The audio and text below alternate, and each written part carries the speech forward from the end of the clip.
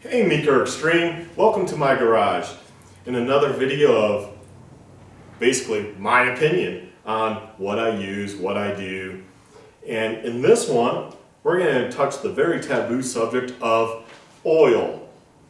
And, you know, this is a subject I know I'm going to get flamed on because I might as well talk about blinker fluid to a lot of people out there that get way too passionate about oil. It's freaking oil. So let's talk about it. What do I use? What does Mark run in his bikes? What does Mark run in his XR650R over here laying on its side that that I put 80,000 miles on that, and the piston came out, it had a little wear, that I put a new piston in and put a new pin in, but the cylinder wall, the important factor, it still had all the cross hatching still on it. What did I run in that bike for the majority of the time? Rotella, blue bottle, synthetic. And that's what I typically ran, the T6 in the XR650R. So I'm going to set that back over here. So what did I run in the 2012 Gas EC300 for a good part of its first half of its life, as I would call it, because I probably had 8,000, 10,000 miles on this bike in one top end. I ran AMSOIL. You would think I'm getting paid by them because I'm going to mention them, but this is what I bought a lot of, and that's what I ran. Now this last oil change I just did last week, I actually, because I was pretty low on the T6 here, I went ahead and put in the Rotella T triple protection. Now, some of you might know that Rotella T6, they have motorcycle certified this. This one did not pass certification only because of the soot content. I don't really care about the soot content when it's burned. Why would I? But there's no anti-wear additives in this or this. And if you go to the Shell forum, if it's still there, it's been a while since I've been there, but they had a forum. They actually Shell actually endorsed their product to be used in motorcycles because there's no wear additives for clutches. Now, with that said, would I put in something like this? No, I would not. Because Mobil 1, especially their extended performance for 15,000 miles, I'm getting a little tired in the Jeep. I know you shouldn't keep it in there that long, but now the vehicle's pretty old, 140, 150,000 miles on it. I just don't want to crawl under the damn thing that much, to be honest with you. So, I go ahead and I buy this. It's only a little bit more for the car, and I put this in. And, it has anti-wear additives in it. Now, at one time, back when I first got my first street bike, a 1999 Kawasaki Ninja EX250, yes, the little one. Yeah, you thought I was probably on a liter bike. Nope. I bought a little one, mainly because it was cheap. Out the door, well, no, I shouldn't say out the door, because first bike I got ripped off at the dealer. But the MSRP price was $2,995. They added a bunch of crap onto it and brought it way up. But, point is, first bike, I did a bunch of research on various forums. Mobil 1 at that time did not have anti-wear additives in their oil, in their synthetic oil. So I used it. It worked great, no problem. As soon as I put in the anti-wear additives, I stopped using it. So I don't use it in the bikes.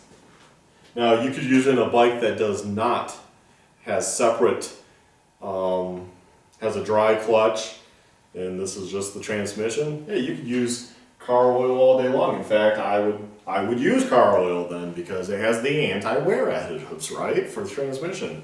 So it would reduce wear.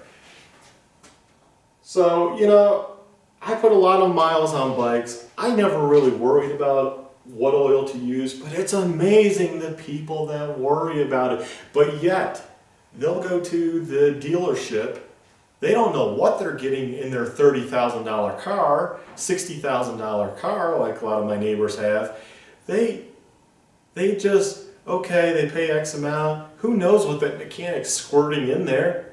You know, at least I know by doing my own oil changes, I'm putting in Mobil 1 for X amount. I'm buying X filter, and I then know that cost. Or if I go to the dealer, especially automobile, I have no idea. Especially if you go to like a Jiffy Lube or something, they're just putting in whatever the house stuff is, and who knows what's coming out of that hose. You know, you don't worry about it on your car, and you paid a hell of a lot more for your car than you did for your $10,000 bike. Even if you bought a KTM 1290 at $18,000, oh, with tax and stuff, let's say Farco's $20,000. $20,000 versus like some of these vehicles a lot of my neighbors drive. You know, I don't understand why motorcyclists get so worked up about oil.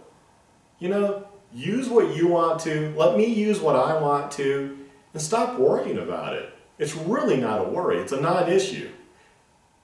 And now it's funny, like that's one of the main fluids, besides maintenance, whether you do a break-in schedule, how you do that break-in schedule, it's one of the few things that people worry about. I don't hear people arguing about what fork oil to use. It's like totally retarded. You know, you don't worry about fork oil, you don't worry about the grease. You know what and this is going to go back to marketing, and some people really need to think of it in marketing terms. Well, use what the manufacturer says. Well, guys, if you're worried about it, do just that. Use what the manufacturer recommends for that product.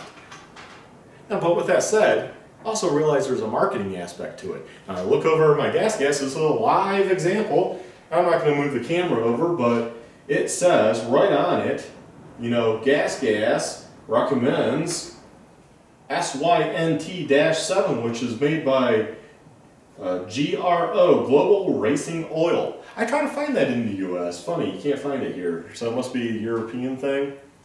And yeah, you know, well, why is that there? Now think about it.